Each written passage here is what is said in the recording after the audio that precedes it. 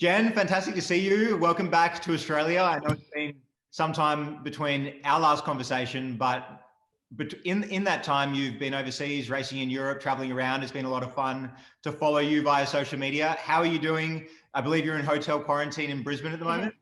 Yeah, exactly. Lovely to be back speaking with you, Steve. Yeah, a lot's happened since we've last chatted. I think we spoke when I was in North New South Wales, pretty much bunkering in with Ryan's family.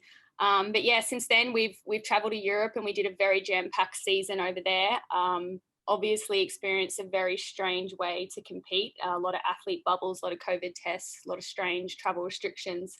But I'm currently back in Brisbane in hotel quarantine. It is day 11. We had our COVID test yesterday on day 10. It's all negative, and we'll be out of here Saturday night / Sunday morning. Fantastic. I really am super intrigued to find out what those quarantine bubbles were like and like how's Europe traveling. Why don't you start us off? Like, what's you've got to have at least one fun travel story from the time overseas, but just now. Oh, it was just such a wild experience for us. Our coach, Nick Bedeau, could only really choose a select few to go overseas, and he picked four of us. It was Stewie McSwain, Matt Ramsden, Ryan Gregson, and myself. And I think when we, jumped at the opportunity to go overseas, we didn't really take into account how difficult it would be. And really, the funny stories just come with Stewie and Matt just being there for the ride.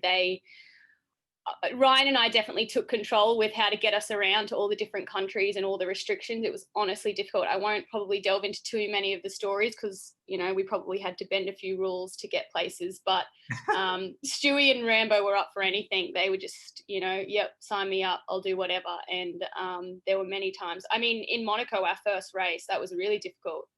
Hours before start time of the event, Ryan and I have looked on the news because family have contacted us and they've said borders are closing between France and the UK were closing borders to France because COVID had got it and out of control, and we'd flown into France. So hours before our race, we're on the phone to Nick, being like, Nick, how do we get out of this country? Before the borders closed. So we obviously worked out a way, but Stewie and Rambo just kind of rested without knowing what was going on and raced fantastically. But Ryan and I were like chooks with our head cut off and going, it's all good and well if we race, but how are we getting home? But I think after a while we found our groove and realised this is, as people say, the new norm. And, we all just got used to having to be ready for anything and adapt. And that's something credit to all the boys that I travelled with. No matter what happened and no matter what Nick sent through on an email the day before, we were all ready to jump when he said jump. And I think a lot of the boys got to reap the benefits of doing that. Sorry, my doorbell's going. This is part of work from home life, which I've got in Sydney, so I'll let that pass. But tell me, Jen, how do you get overseas? Because I believe that you had to apply for an exemption to even be able to leave the country. Is that correct? Yeah, so Nick kept us in the loop and he kind of got a bit of help from AA with what the directions were to actually be able to fly overseas for essential business. We had to have a lot of documents to prove to the government that, we weren't just flying over there recreationally, and it is our job to race and we're professional athletes. So it took, proof of documentation to say that we had races that had accepted us to race. We had, our Nike contract saying we're professional athletes and, we were required to hit races this year. And we submitted it, but we didn't hear for, I think, at least a month. So we had to do that and book our flights just with the intention of going.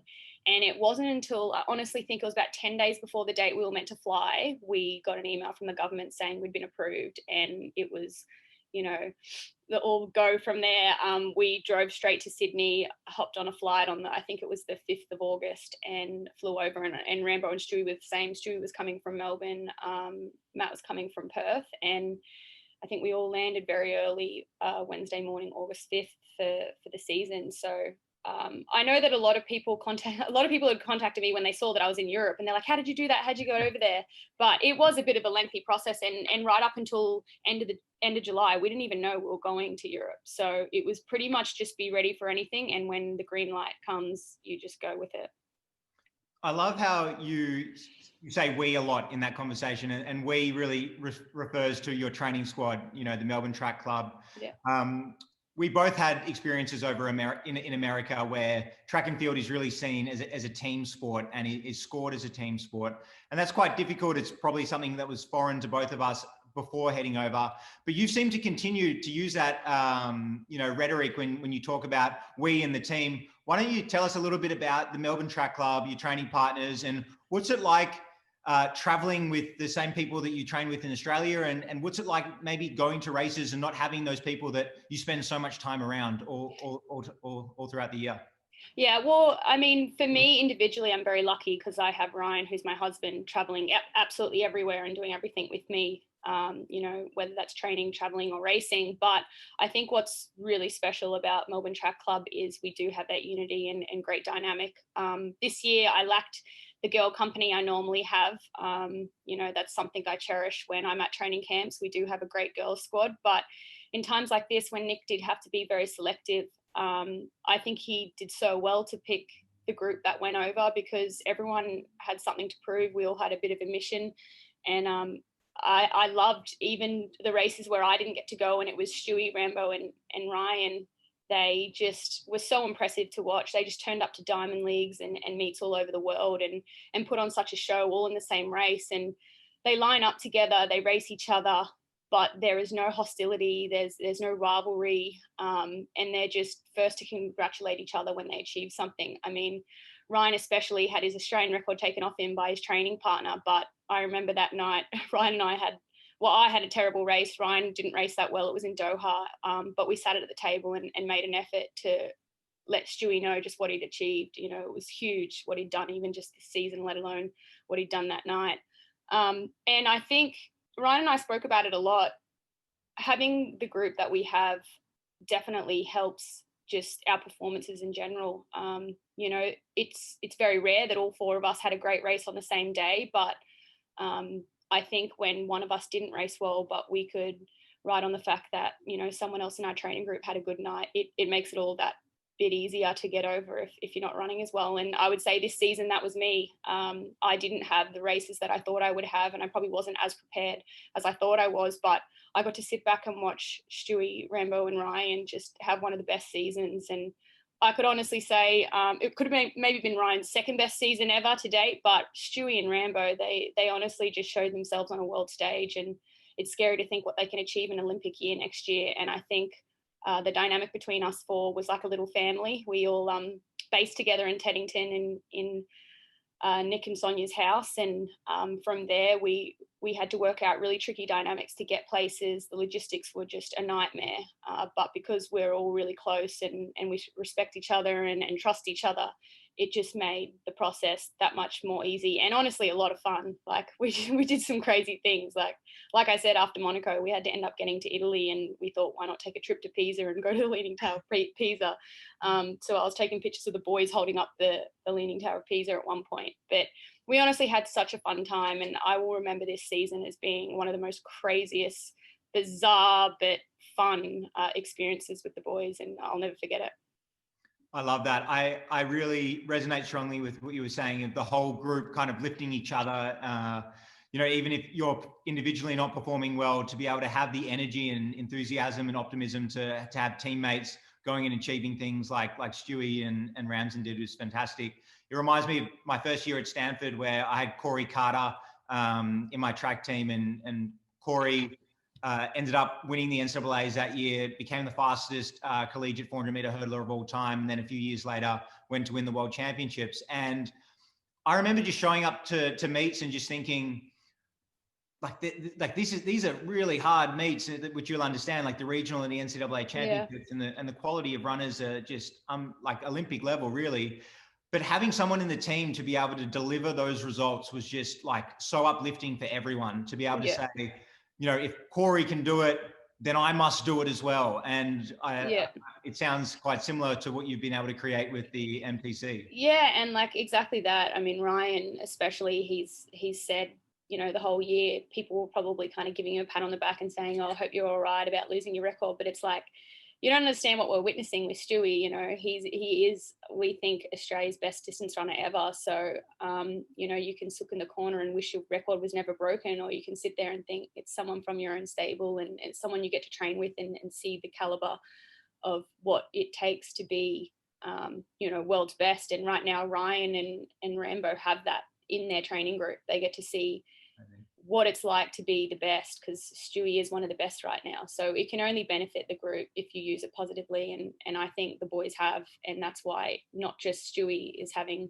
you know, a breakthrough. Rambo's closely following, and Ryan's using that momentum as well to help him continue his success. I love it. I'm so excited. You know, I was one of the many Australians sitting back home watching you all abroad, just cheering and following on socials and getting up crazy hours to watch races. And it just made me think of, and maybe you can share your experience with this as well.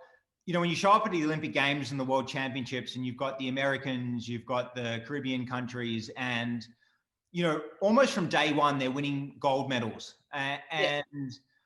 You know, I have like very strong memories of Moscow World Champs in 2013, where we were staying in this, you know, grand hotel where the lobby from the reception went all the way up to like the 50th floor or something. And every time the United States world champion would walk in, like you could hear like the entire team in the lobby just yelling and chanting. And yes, it was annoying when you were trying to go to sleep, but at the same time, I think I was a little jealous and envious that they had such talent and depth. So what I'm so excited about is seeing, you know, the Jess Hulls, the Stewies, the Kelseys.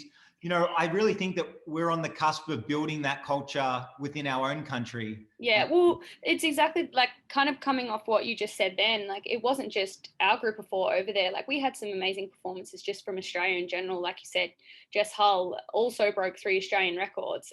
She's come out and taken records off Benita Willis, which, you know, we all know how good Benita was back in her day.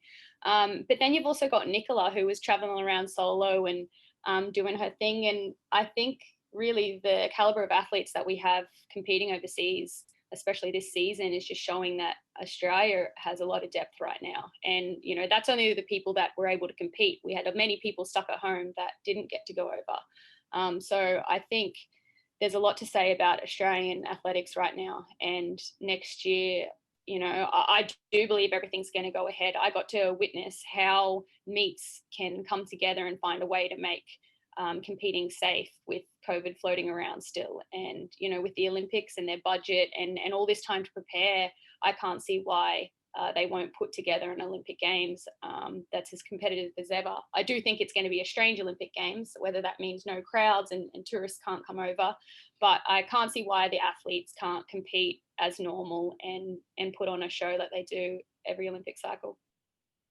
I'm equally excited, and, you know, what a great transition. It's been hard for me to be sitting on this couch kind of where I am. No, that's what I'm interested in knowing. Like, I'm in a totally different bubble. We went over and we were in our own little world, kind of focusing what was in front of us. But for the athletes that were stuck at home, why don't you kind of talk us through what it was like to be in Australia with a season of nothingness and just training with still the mindset of, you know, Olympic Games is next year. Who knows when the next competition is? How did you stay kind of sharp and mentally prepared for anything that pops up? I think it really just felt like a very, very, very extended off season. And, you know, at the start, that was a daunting thought, because we all know that the off season, you know, especially as a 400 meter sprinter, you know, it's a lot more aerobic than what I typically enjoy. But it's all important. So I would say between like April, May and June, it was kind of just like starting off season, and it was fine. I really felt that July, August were the most difficult months for me. Yeah. I could feel within my body that like it wanted to come up, you know, and peak. Yeah. Were meant to be. And, you know, that's when I started feeling it in the body. And, you know, as you know so well, the 12 months leading up to a games is unlike the other years. You know, it feels like you're always on. It feels like the intensity is so much higher. So I think I think around July, August is where I started feeling a little bit tired. Like I almost felt myself saying, it's now been a year of that intensity. And yes, I did shut it down by, the race season ending in the end of March. But even still, that intensity of knowing that the Olympics is a year away, it just refreshes that that sense of kind of always on. So July and August were tough months, and it was really kind of the way I kind of got through them was focusing kind of on the long term instead of the short term, and kind of this idea that, I think I show up to a lot of sessions thinking like I need to crush and destroy every workout. Yeah. But if you do that in the off season, you run out of matches to burn, or at least I find you do. So I think one of the nice kind of check-in points with me was when I was able to recognize the body feeling a bit fatigued. I was able to take a little trip with some mates away for just a couple of nights, really just relax, and then come back and kind of treat the season again as a 12-month season instead of another build up.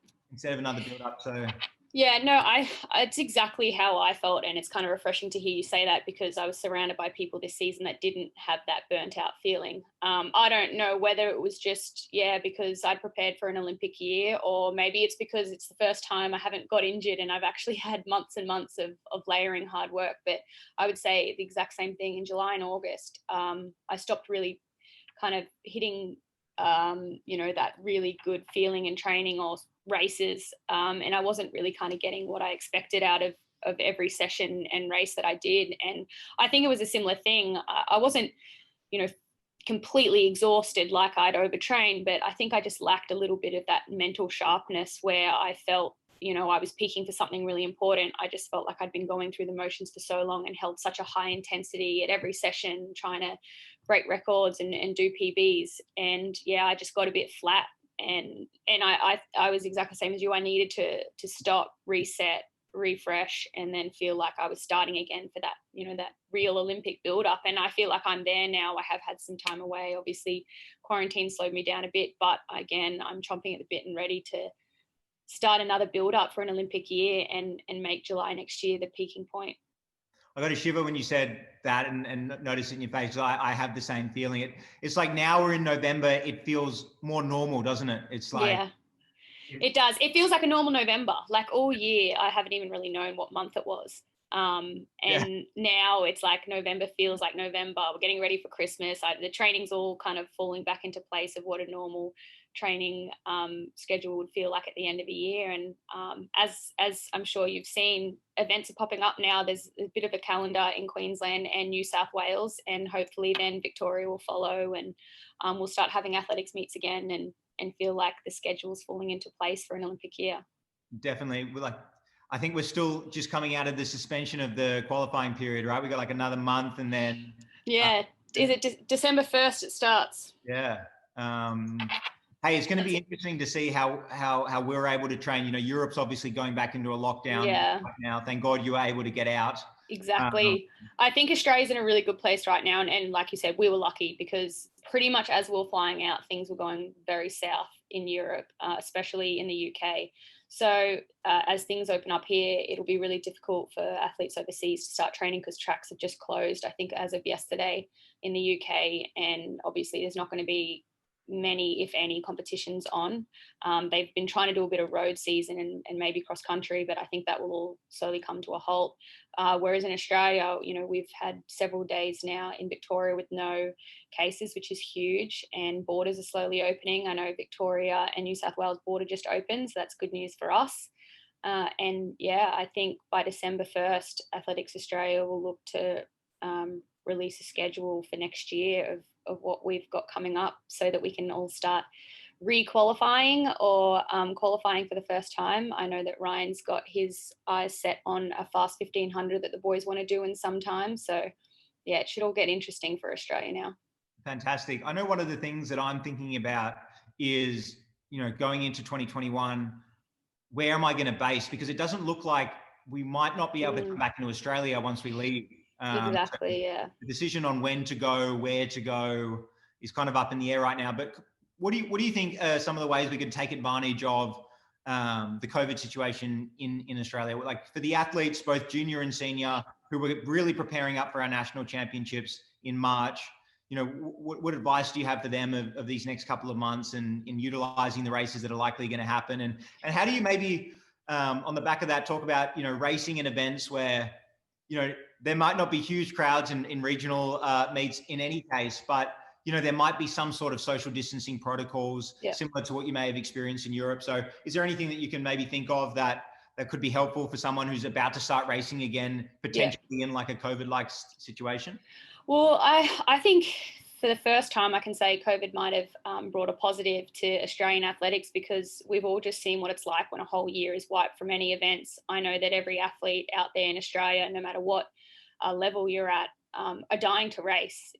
Everything was taken away from us this year, and people weren't able to see the results of all the training that they'd put in over the last 12 months. So I think when the calendar starts back up, my advice is take every opportunity, as it's the only one available. I know I will. I think the domestic season has suffered a little bit with the higher caliber athletes in Australia, whereas, now, like you said, we don't know when we'll be heading overseas again, because we've got to really time it right. We won't be coming back, because I think quarantine is going to stay in place for international travellers. So when opportunities start rising in the States for races, no matter what type of event they are, I think you should go for it and try set it up. I think we need to really, in maybe Athletics Australia, a good job for them is to start setting up paces, start setting up these fast races. Even if there's only one or two good athletes in them, I think we need to make them really good races and give our athletes every opportunity to qualify again. I think other countries are really going to suffer because they won't be able to do this with restrictions put in place, but we are one of the lucky countries that have dealt with the virus really well, and this gives us an opportunity to put on the races, set them up, make them fast, get as many athletes qualified as possible before the time comes where people might have to go overseas. And in regards to, the protocols that are put in place with social distancing and when we were overseas, we raced with no crowd at every race pretty much. That all becomes a bonus now. Like, I think you can put things into perspective. I think we're grateful to just be able to race and train. I don't need a crowd cheering my name anymore. I don't need certain things that we used to be given, and I thought back then was a necessity, but now it's just a luxury. And as long as I can line up on a starting line and do my event, that's pure bliss, because it's so rare to have been given that opportunity this year. And I think athletes will feel the same. I think people will just be ready to get out there, and once we get those races going, I think Australian running track and field is really going to be excited to see all our athletes on show, probably better than any other year in the past.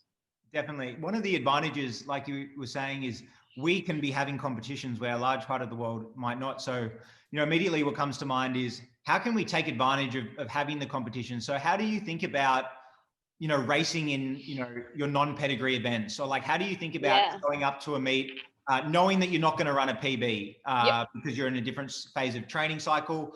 But like, how do you manage those expectations within yourself? Well, I did that a lot this year. Nick, my coach and manager, he kind of said to me when I went overseas this year, he said, look, there's no steeplechasers that I know of yet. You're going to have to just take advantage of any race that comes your way, whether it's a 1500 or a 5K.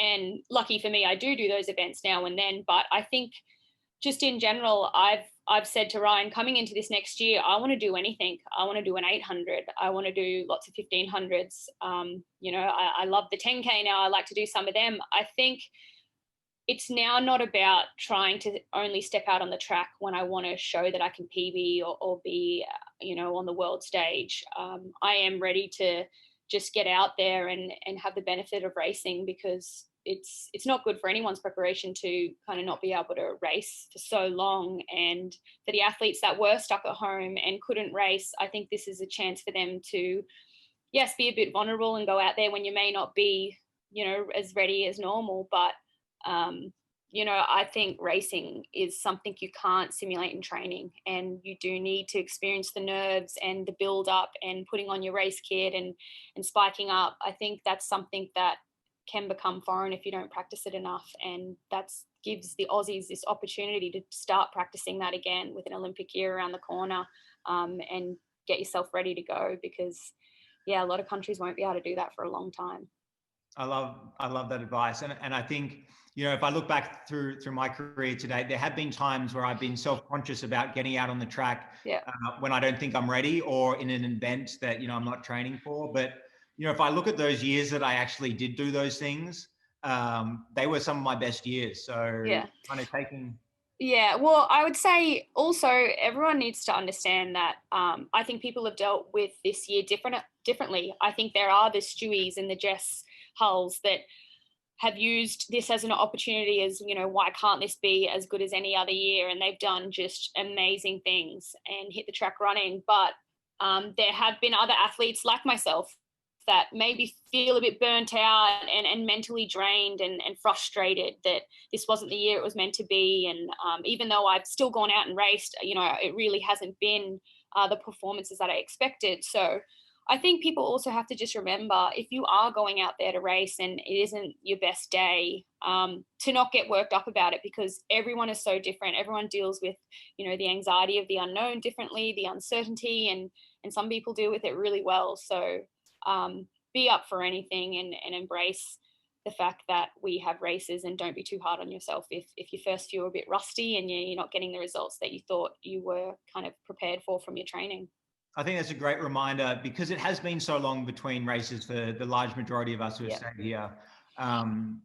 But we're also competitive. You know, we want to reap the rewards of the training that we put in. But it's a great reminder that you've given us to be patient with it, and exactly. And kind of give ourselves that buffer room of having a couple of races, or even having a couple of lower pressure races in events that we might you know, not focus on, and remembering that the national championships, which I don't think we have a date for at the moment, but are likely to be, you know, at the end of March again. And that's where we need a peak, you know, that's where we come back up for, right?